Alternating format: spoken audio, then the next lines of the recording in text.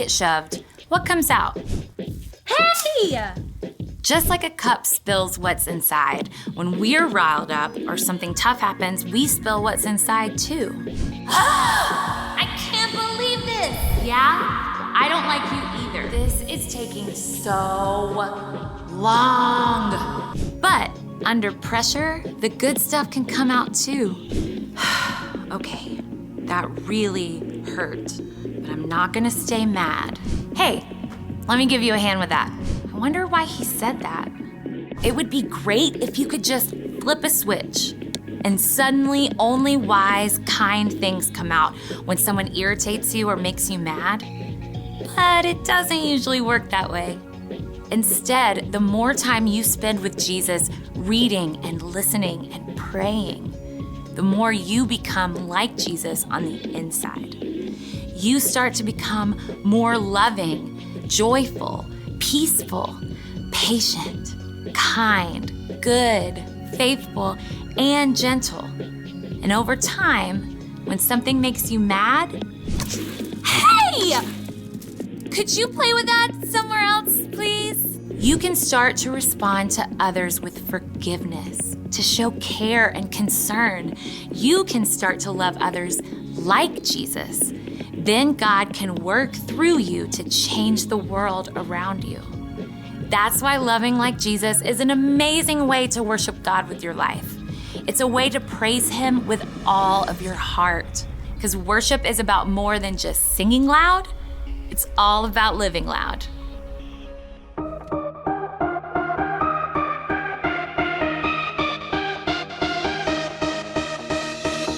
You spoke one word and the dark became light.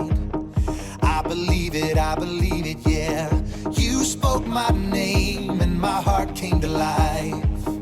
I believe it, yeah. I wanna sing about it, I wanna scream and shout it. I'm gonna sing it right now. At the top of my lungs I sing.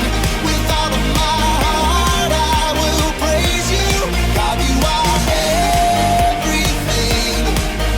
You're the reason I lift my voice. At the top of my lungs I'll sing. With all of my heart I will praise you. God, you are everything. You're the reason I lift my voice. At the top of my lungs. Yeah, at the top of my lungs.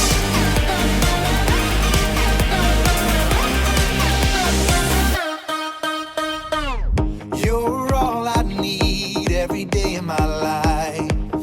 I believe it, yeah. You're all I need, always here by my side.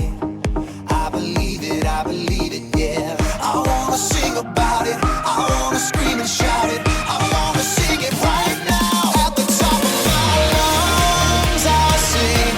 With all of my heart I will praise you. God, you are everything. You're the reason that I lift my voice. At the top of my lungs I'll sing. With all of my heart I will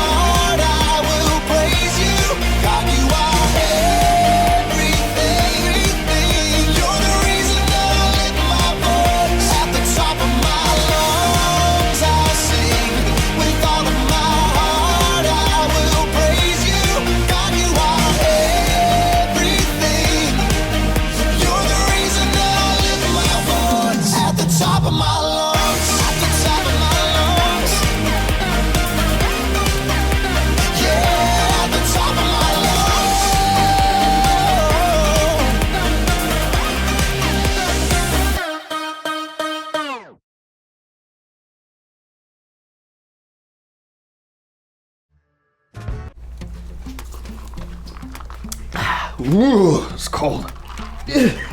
Oh, that's nice. Hi, welcome to Story Lab. This week we're taking a look at the story of a guy whose big mess-ups didn't keep Jesus from giving him a very big job.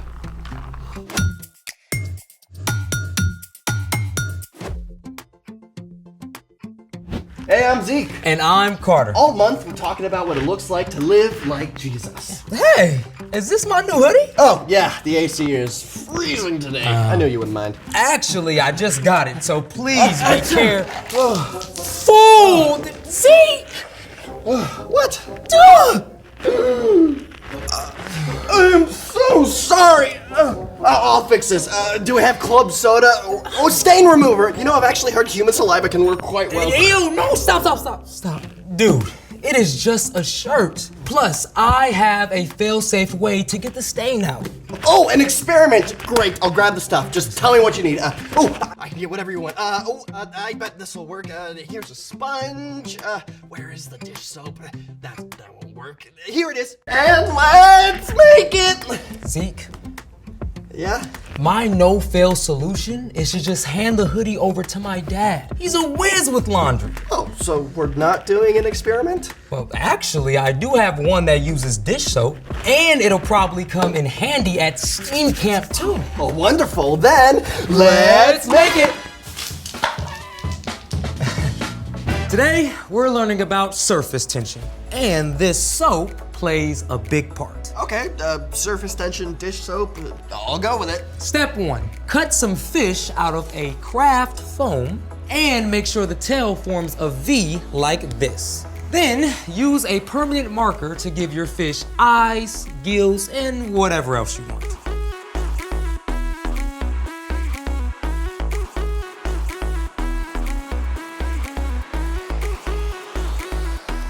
You can even add googly eyes. Well, let me know how many to make. I'll let you make a whole school if you scale back on the puns. Okay, this is my official last pun.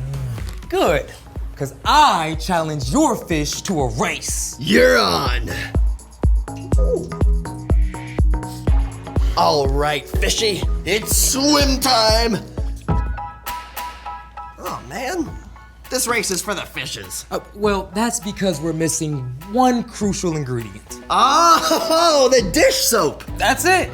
Step 2, put a little dab of soap along the edge of your fish's tail and see what happens. Okay.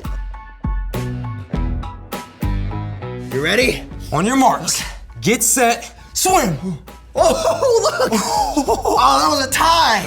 Oh, man, fantastic! How does that work? Surface tension. Oh, surface tension. Explain? See, Zeke, water molecules are attracted to each other. Oh, how sweet. When we first put the fish in the water without soap, the water molecules formed a thin layer of skin and pulled from all sides so the fish didn't move. What? Let me show you. If I pull on your left arm and tug on your right arm at the same time, which way do you go? Nowhere. I'm being pulled both ways. Right. That's what happened to the fish. It's called surface tension. So how does the soap help? Well, it lowers the water's surface tension on the side that has soap. So this side of the fish no longer had water pulling on it. Okay. But this side did. And that tug is what made the fish swim. Oh, brilliant! Let's race them again. Huh? Hey. Oh yeah, now the soap has spread everywhere. Oh, it contaminated the water. Yeah, and the surface tension was lowered everywhere. So we'll probably have to start over with a new fish and some new water. Well, I have lots of fish. Actually, so does our story. Oh. It's time for... The story before the story.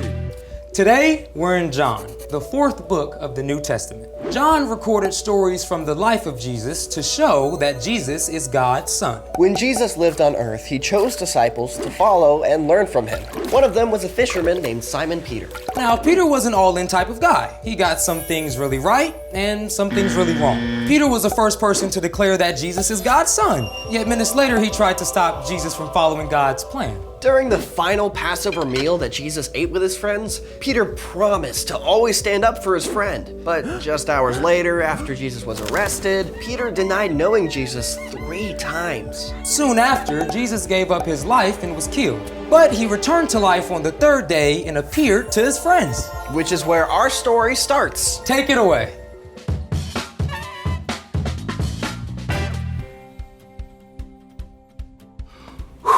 Hey everyone, I'm Brian. Today we're talking about forgiveness. But before we get to Peter, I want to share something that the Apostle Paul wrote in a letter to the church in Colossians. Put up with one another. Forgive one another if you are holding something against someone. Forgive, just as the Lord forgave you. And we're about to see this in a big way in Peter's story. To start off, can you imagine how awful Peter felt about denying Jesus? Even after Jesus returned to life, I'm guessing Peter's excitement was mixed with feelings of guilt, you know? Jesus was back, but none of his friends knew what would happen next, and Peter was sick of waiting around, so he announced, I'm going out to fish. Several of the other disciples came along, but just as on the night before Jesus first called Peter to follow him, the men caught 0 fish. Early in the morning, a man called out to them from the shore. Friends, don't you have any fish? No. Throw your net on the right side of the boat. There you will find some. Peter and his friends had nothing to lose, so they tossed their nets into the water. And suddenly, the net filled with so many fish, they couldn't drag it back in the boat. This was almost exactly what happened just before Jesus called Peter to follow him. It is the Lord! Peter was so excited that he didn't wait for the boat, but leaped into the water and hurried to Jesus. Bring some of the fish you have just caught. Come and have breakfast. Jesus gave the men bread and fish, and they ate together. When they were finished, Jesus spoke to Simon Peter. Now, I'm sure Peter was wondering if Jesus was going to be angry with him, but Jesus simply said, Do you love me more than these others do? Yes, Lord. You know that I love you. Feed my lambs. What?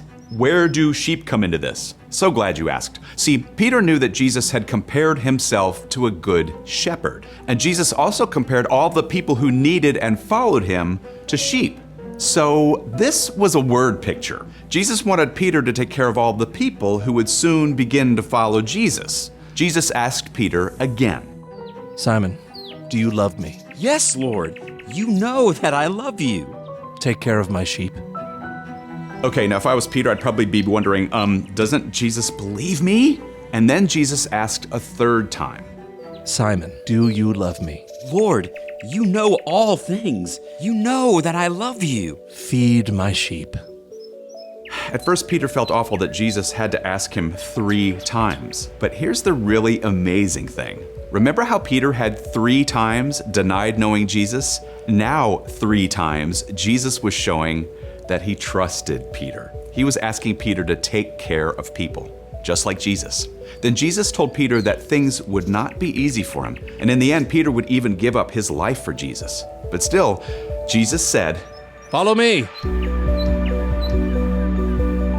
Despite all that Peter had done, Jesus forgave him, just as Paul wrote many years later, put up with one another.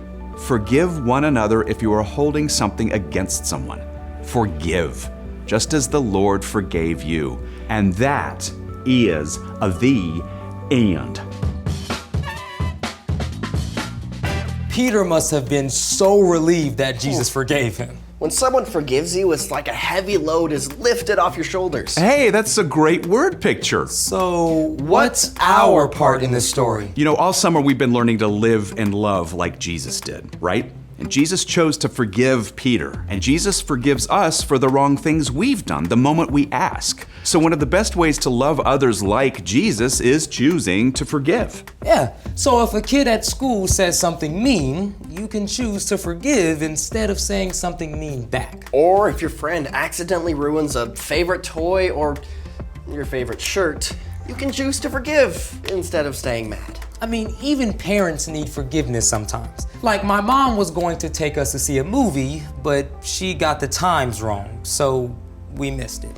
I bet you were mad. Oh, I was, but I knew my mom didn't do it on purpose. I love her, so I did forgive her. Well done. Now, choosing to forgive does not mean that you should let anybody keep hurting you. If that happens, tell a grown-up you trust. But when you forgive, it frees you from getting bitter and thinking about it all the time. Yeah, instead, focus on how much Jesus loves us and how he forgives us all the time. Well, thank you for taking the time to chat with me, guys, and sorry I was late. Oh, we forgive you, right, Zeke? Absolutely. Aw, thank you.